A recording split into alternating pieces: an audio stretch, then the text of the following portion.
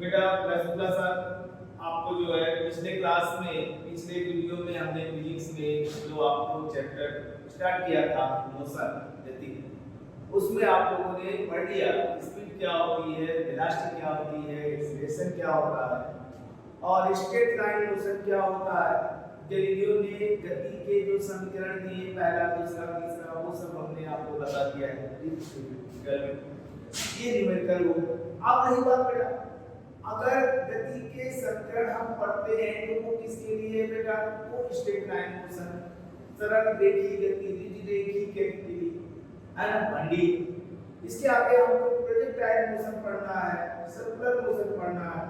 तो बेटा अगर आपको ये पढ़ना है 2D तो ऐसे में हमको वेक्टर की जरूरत पड़ेगी।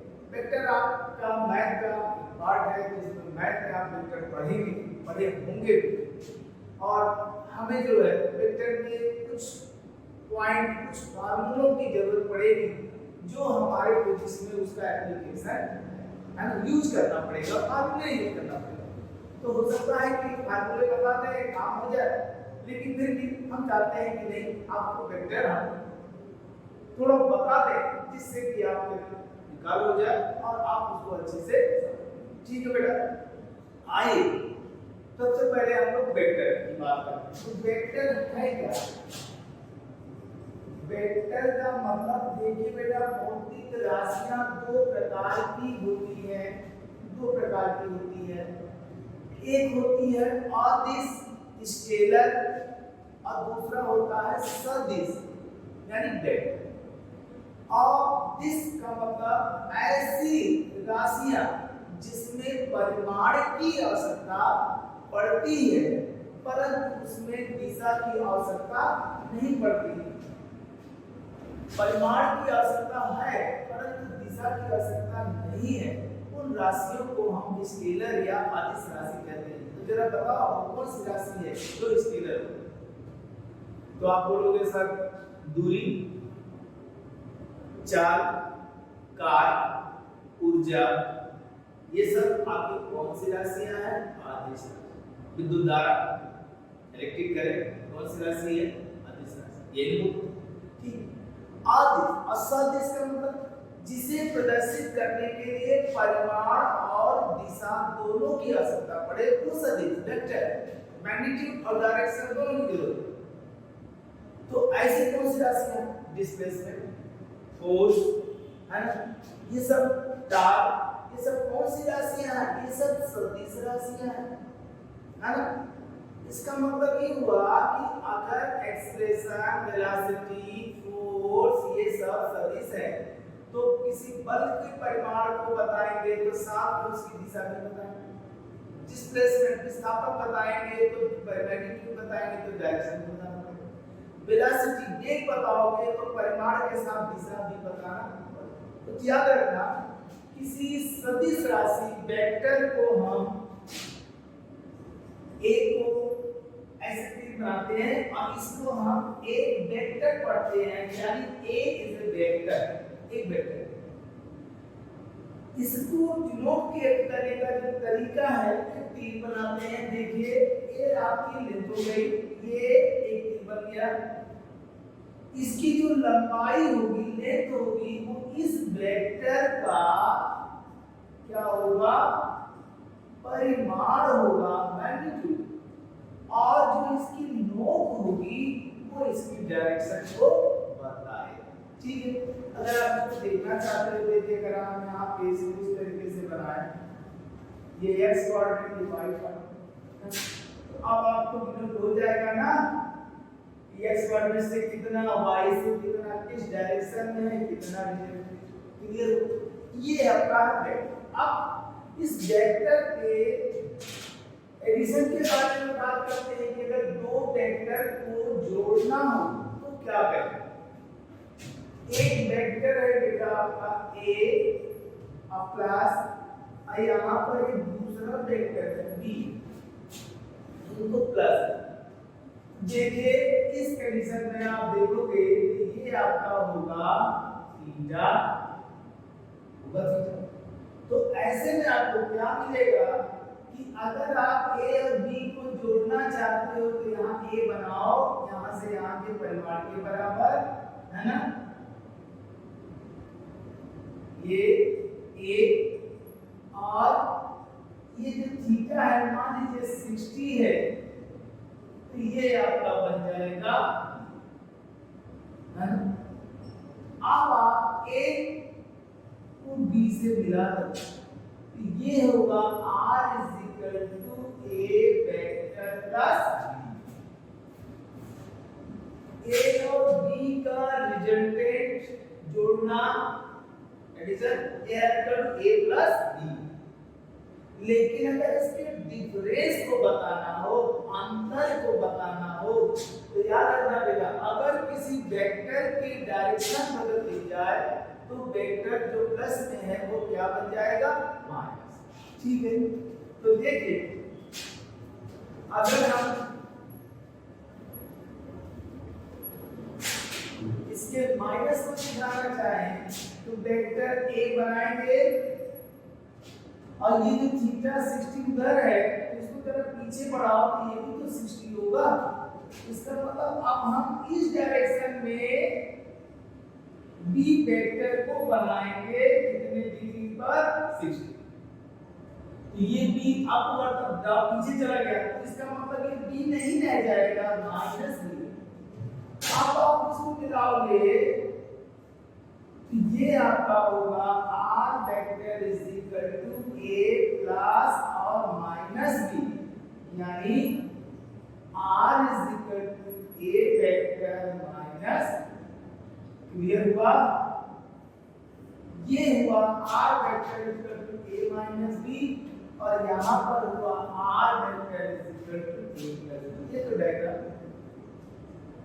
क्या कभी ऐसा हो सकता है कि दो वेक्टरों का सम करें, प्लस करें, और उन्हीं दो वेक्टर का डिफरेंस माइनस करें और दोनों के मैग्नीट्यूड परिमाण इक्वल हो, दो वेक्टरों को जोड़ने पर और घटाने पर जो परिणामी होती है वो सेम आए, तो क्या ऐसा हो सकता है कि a vector plus b vector और a minus b vector is equal to, ऐसा हो सकता है? देखिए क्या ऐसा हो सकता है कि a plus b mod of a plus b is equal to mod of a minus b।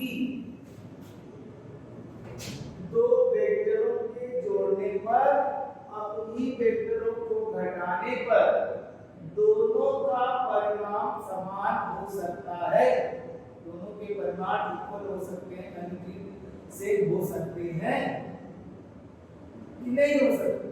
अब आपको सोचा हो, आप उसको समझिए कि होगा कि नहीं। अब आप मेरी बात ध्यान से, अगर एक वेक्टर है a और उसी के परपेंडिकुलर एक दूसरा वेक्टर है b, कितने डिग्री पर है ये? 90। तो ये आपका होगा r vector is equal to a vector plus r vector is equal to a vector plus b vector. सही है। अच्छा, r is equal to a plus b होगा। अब इसकी डायरेक्शन बदल दें, यानी नीचे भी हो तो ये b नहीं रह जाएगा, माइनस। अब अगर आप इसको मिलाते हो तो ये जो वेक्टर होगा वो होगा r डैश, अब होगा ये a और माइनस होगा। अब आप देखो कि अगर ये 3 है और ये 4 है तो ये कितना होगा? तो पाइथागोरस में से देख लो, ये 3 है, 4 है, 90 डिग्री है, तो ये कितना होगा? Under root 3 square plus 4 square 5 होगा। अब ये 3 है तो ये भी तो आपका -4 हुआ, तो इसको -4 का स्क्वायर करोगे तो भी आपको क्या मिलेगा? 5 होगा। इसका मतलब ये और ये आपस में क्या होंगे? बराबर। यानी r vector mod of r vector is equal to mod of r dash, यानी mod of a plus b vector is equal to mod of a minus b vector। ना इसका मतलब ये हुआ बेटा कि अगर दो वेक्टर के परिमाणों का, दो वेक्टरों के जो योगफल का परिमाण है और जो उनका अंतर डिफरेंस का परिमाण है, अगर वो इक्वल है, बराबर है, तो ये तभी हो सकता है जब A vector is perpendicular B, A vector और बी वेक्टर एक दूसरे के लंबवत हो, उसी समय ये हो सकता है, अन्यथा नहीं। ठीक है, अब आते हैं किसी वेक्टर का परिमाण होता क्या, अगर दो वेक्टरों का सम करें तो कितना आए, उसके बारे में देखें।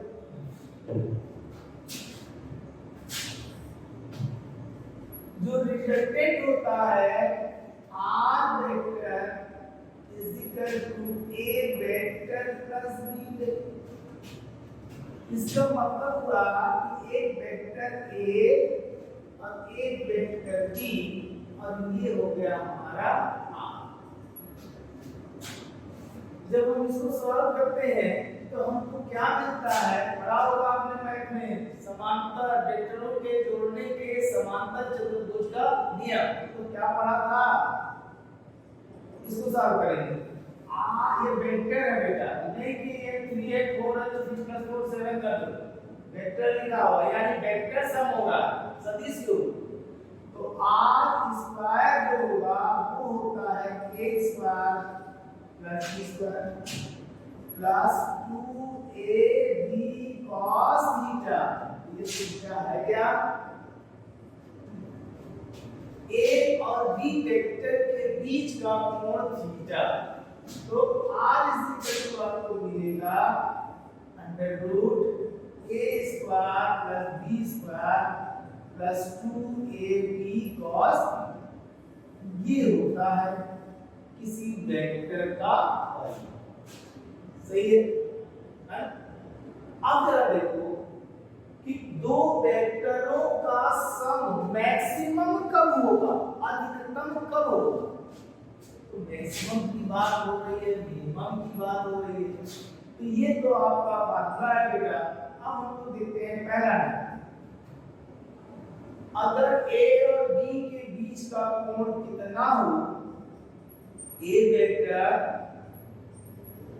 और b वेक्टर के बीच का जो कोण थीटा है वो आपका मान लेते हैं 0 डिग्री है। कहने का मतलब a वेक्टर और b वेक्टर अगर एक दूसरे के समांतर हैं, a और b एक दूसरे के समांतर हैं, पैरेलल हैं, है ना, तो थीटा इक्वल टू कितना 0 डिग्री। यानी किसी वस्तु पर दो वेक्टर एक ही डायरेक्शन में लग रहे हैं तो इनके बीच का कोण थीटा 0 डिग्री होगा, होगा कि नहीं होगा, होगा। अगर थीटा 0 डिग्री होगा तो उस समय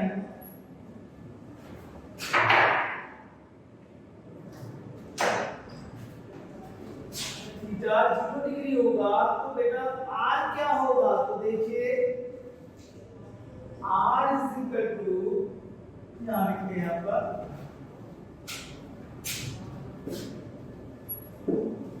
अगर थीटा 0 डिग्री होगा तो r is equal to √a square plus b square plus 2ab और cos 0 का मान कितना होता है, cos 0 का मान 1, और जब cos 0 का मान 1 होगा तो उस समय r की वैल्यू क्या होगी, तो देखिए r is equal to a square plus b square plus 2ab, यानी r is equal to a plus b का होल स्क्वायर, यानी r मैक्सिमम होगा और वह a और b के परिमाण परिमाणों के योगफल के बराबर होगा। ठीक है, यानी दो वेक्टर एक दूसरे के समांतर, समांतर समांतर एक ही डायरेक्शन में, देखो ये हमने आपको बताया कि दोनों वेक्टर पैरेलल हैं और सेम डायरेक्शन में कार्य कर रहे हैं, तो थीटा की वैल्यू 0 होगी। और इसको सॉल्व करेंगे तो हमारा ये आएगा, यानी पहला हुआ अगर दो वेक्टर पैरेलल हैं, समांतर हैं, सेम डायरेक्शन में कार्य करते हैं, तो उनका जो रिजल्टेंट होगा वो उनके परिमाणों के योगफल के बराबर। दूसरी बात, अगर वही दो वेक्टर एक दूसरे के परपेंडिकुलर हो, 90 डिग्री पर कार्य कर रहे हो, 90 डिग्री पर कार्य कर रहे हो, तब क्या होगा? जब 90 डिग्री पे कार्य कर रहे हो तो r इज इक्वल टू, तो फिर वही बेटा a square plus b square plus 2ab cos होगा, और cos 90 का मान 0, और इंटू करेंगे तो ये पूरा देखिए a square plus b square plus 2ab into और cos 90 0, तो ये पूरा 0 करोगे तो ये पूरा आपका क्या होगा? यानी r इज इक्वल टू होगा a square plus under root a square plus, समझ में आया? यानी अगर दो लंबवत वेक्टर आपको कभी मिले परपेंडिकुलर, है ना, और उनका रिजल्टेंट पूछा जाए, ये 3 है ये 4 है, तो answer under root a square plus b square, तो 3 का स्क्वायर प्लस 4 का स्क्वायर, यानी इन दोनों के परिमाणों के वर्गों के योगफल का वर्गमूल जो होगा वो उसके रिजल्टेंट को बताएगा। ठीक है, अब तीसरी बात ये है कि अगर दोनों वेक्टर एक दूसरे के अपोजिट डायरेक्शन में हों, विपरीत दिशा में हो, तब क्या होगा? देखिए ये इस डायरेक्शन में है और दूसरा ये, तब क्या होगा? तो अगर ये अपोजिट डायरेक्शन में है तो आप थीटा इज इक्वल टू कितना? 180, और जब 180 डिग्री होगा, है ना, अगर 180 डिग्री पर हो तो ये आपको मिलेगा a square plus b square plus 2ab और cos 180 डिग्री का मान क्या होगा? 180 का मान कितना होगा बेटा? -1, तो आपको मिलेगा a square plus b square plus 2ab into -1, देखो a square plus b square minus कर लो, -2ab हो गया। इसको हम क्या लिख सकते हैं? इसको लिख सकते हैं हम लोग a माइनस b का होल स्क्वायर, यानी r मिनिमम होगा कितना? a माइनस,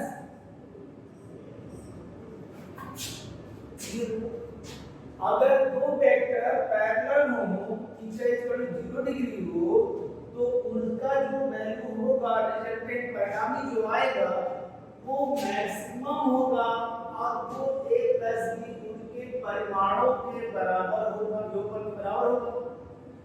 अगर वो परपेंडिकुलर है, 90 डिग्री पर है, तो ऐसे में उन वेक्टरों के परिमाणों के वर्गों के योगफल के वर्गमूल के बराबर होगा।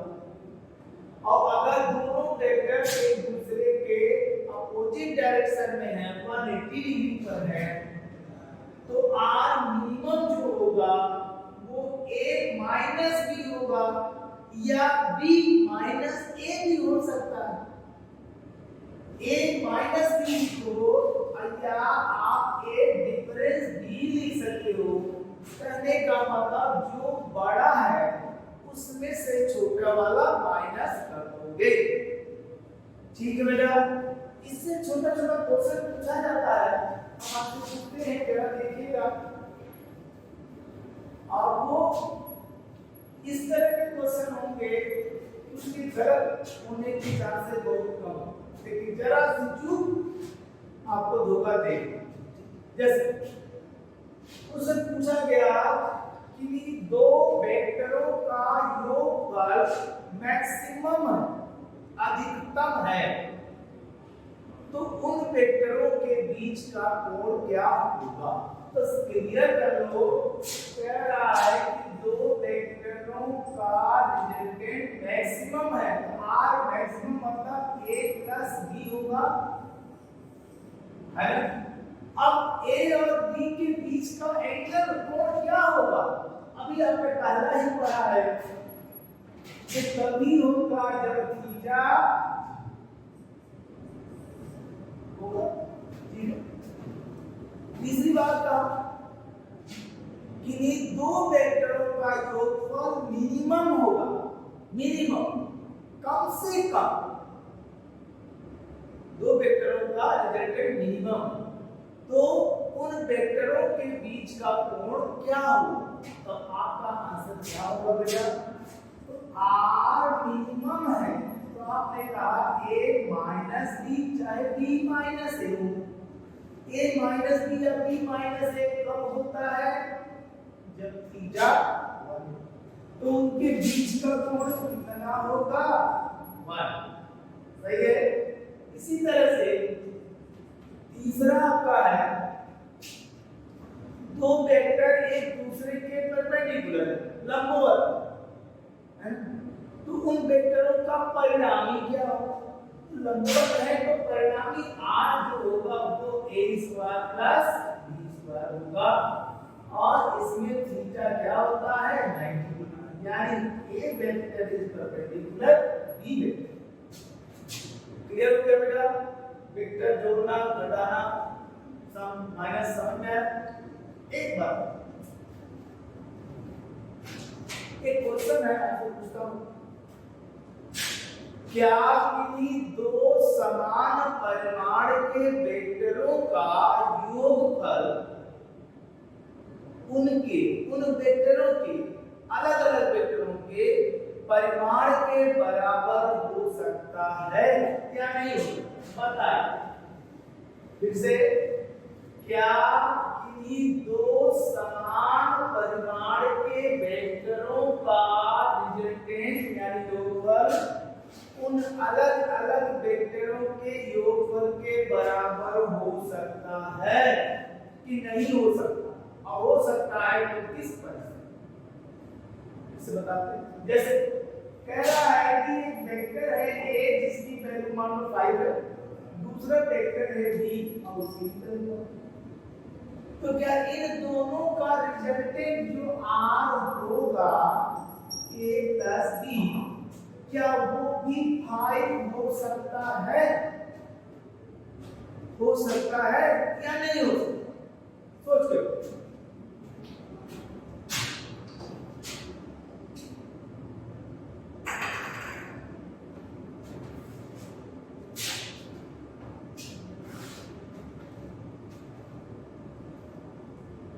नहीं हो सकता। अगर आपको लगता है कि 5 में 5 प्लस करेंगे तो 5 कभी नहीं आएगा, 5 से ज्यादा आएगा, ऐसा नहीं है। ये अलजेब्रिक सम नहीं है, ये वेक्टर सम है, वेक्टरों का योगफल है ना, सदिश योगफल है।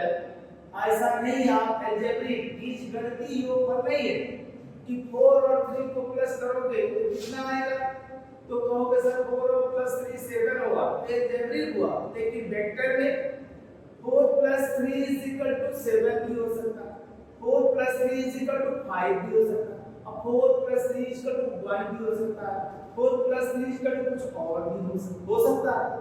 ये वेक्टर सम है, वो उनके डायरेक्शन से पता चलेगा। तो चलिए हम देखते हैं इसको कैसे। आपका क्वेश्चन ये है कि दो वेक्टर है, एक a है और दूसरा वेक्टर आपका b है। एक वेक्टर है a और दूसरा वेक्टर है b, इनका जब सम प्लस करते हैं तो रिजल्टेंट r आता है।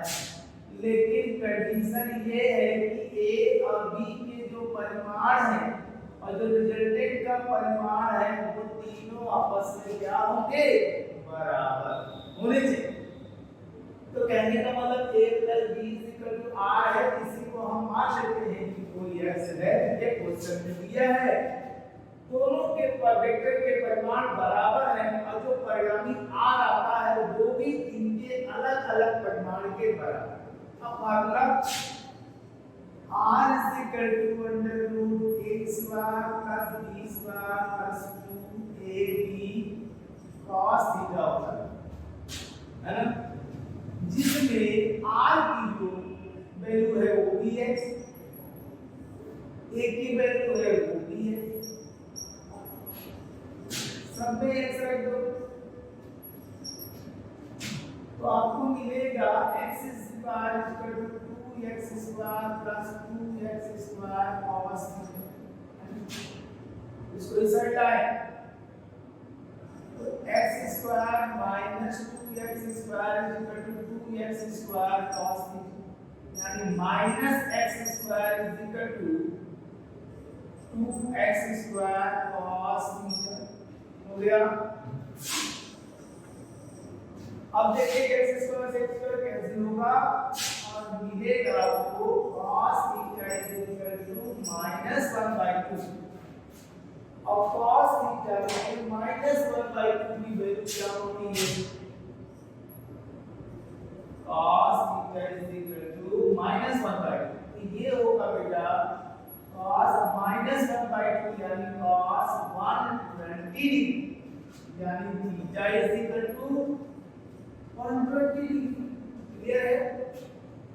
तो ये हो सकता है और ये तभी हो सकता है जब a वेक्टर और b वेक्टर दोनों कितने डिग्री पर हो, 120, 120 डिग्री पर। अब देखो 120 डिग्री पर वेक्टर बना, तो देखो बेटा एक वेक्टर है आपका a, वेक्टर बनाना है b, लेकिन वो a से 120 डिग्री, तो कैसे बनेगा, कोण इधर से बनेगा इधर से बनेगा, ये आपका होगा b और ये एंगल होगा 1। क्लियर हो? अब आप इसको इससे मिलाओगे तो ये होगा आपका r। अब देखिए a b r तीनों बराबर होंगे, 120 है तो ये कितना होगा 60, ये 60 और ये। क्लियर हो गया? इस क्वेश्चन में a वेक्टर ये है, b वेक्टर ये है, लेकिन c r वेक्टर यहां से जा। अगर आपसे यहीं पर एक दूसरा क्वेश्चन पूछ दिया जाए कि 3 वेक्टर है और वह एक बंद त्रिभुज का निर्माण करते हैं, 3 वेक्टर एक बंद त्रिभुज का निर्माण करते हैं, मतलब एक वेक्टर ये और दूसरा वेक्टर ये और तीसरा वेक्टर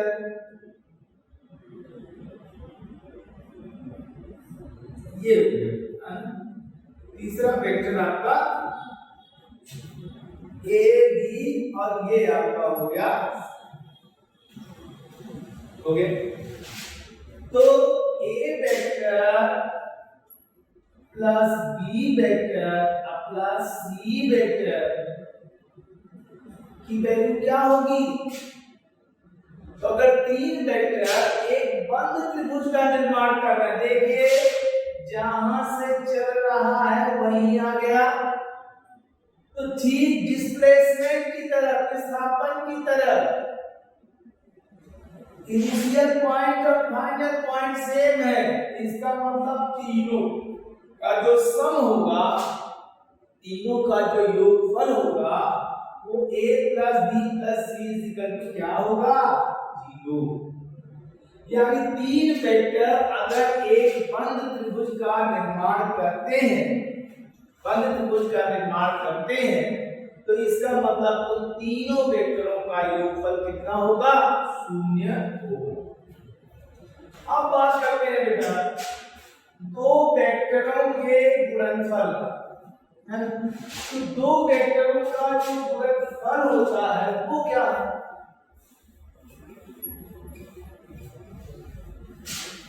अच्छा, उससे पहले एक चीज और है, उसको भी जरा समझ लें।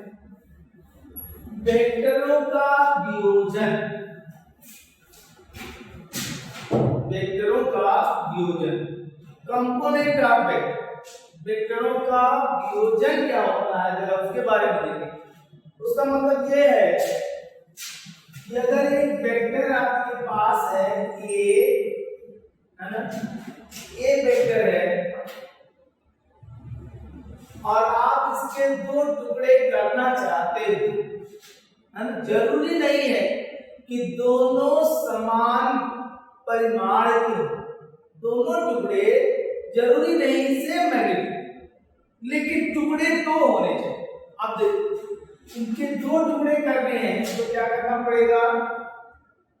ये देखिए एक्स एक्सिस हो गया, ये वाई एक्सिस। यहां से अगर आप एक परपेंडिकुलर लाइन खींच दें और एक परपेंडिकुलर लाइन यहां से खींच दें तो इस वेक्टर का एक टुकड़ा ये होगा और दूसरा टुकड़ा ये होगा, यहां से आगे बस। अगर बेटा ये थीटा है और इसको हम ए एक्स कहें और इस वाले हिस्से को ए वाई कहें, जो एक्स एक्स की डायरेक्शन में ए एक्स तो वाई एक्स की डायरेक्शन, तो यही दो हिस्से ए एक्स और ए वाई यही कंपोनेंट ऑफ वेक्टर कहलाएंगे, वेक्टरों का वियोजन कहलाएंगे। यानी इस वेक्टर के दो टुकड़े, एक ए एक्स और दूसरा, तो आप देखोगे इसका और इसका जो वेक्टर सम होगा A X vector plus A Y vector is equal to A vector होगा, ठीक है। लेकिन अगर आप सोचोगे कि सर ए एक्स और ए वाई मिलाकर ए के इक्वल होगा तो ऐसा नहीं, अलजेब्रिक सम बराबर नहीं होगा लेकिन वेक्टर सम बराबर होगा, सदिश योगफल बराबर होगा, अदिश योगफल बराबर नहीं, ठीक है। आप देखिए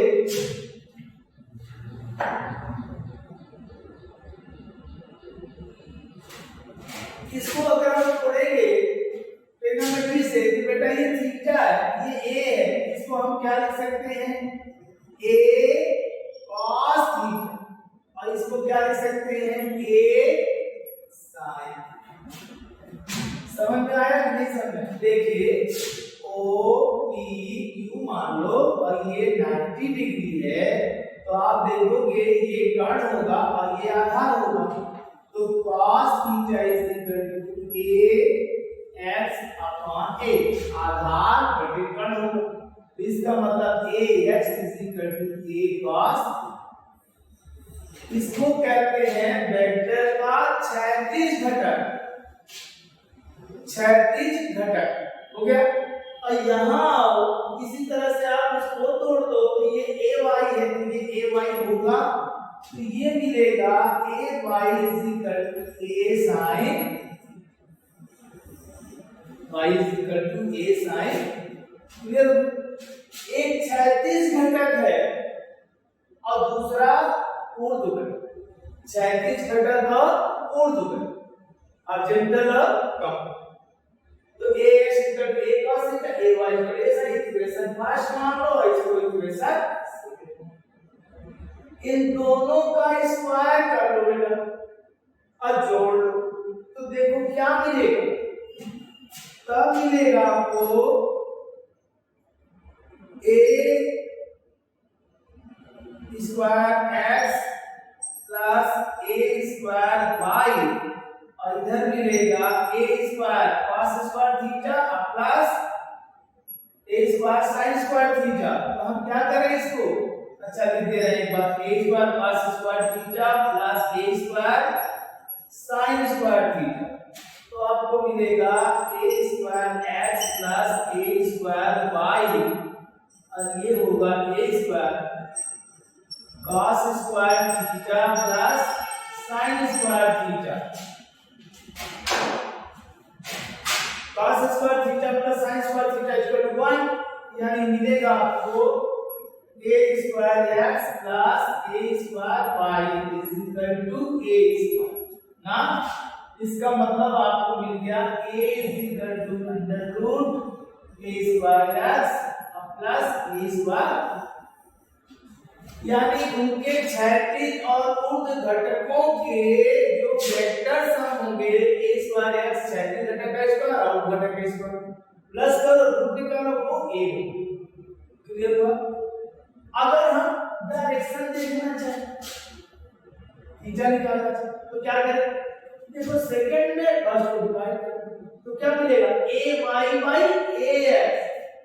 a y by ax क्या होगा बेटा? देखो a y upon ax इन दोनों, तो जैसे cancel sin theta by cos theta मिलेगा, sin theta upon cos theta, यानी tan theta is equal to a y upon ax, है ना? ये मिलेगा, यानी theta is equal to tan inverse a y upon ये बन गया। यानी ये है वेक्टरों का कंपोनेंट, दो वेक्टरों के ऐसे घटक जिनका संयुक्त प्रभाव दिए गए वेक्टर के परिमाण के बराबर, उन्हें वेक्टरों का घटक है ना। अब कंपोनेंट वेक्टर, अगर एक वेक्टर a है और उसके दो कंपोनेंट निकालने हो जो क्षैतिज से x एक्सिस से 30 डिग्री पर, तो पहला कंपोनेंट क्षैतिज घटक क्या होगा? a cos और दूसरा a sin। अगर ये दोनों की हो a पूछे तो ये फॉर्मूला लगा a स्क्वायर s।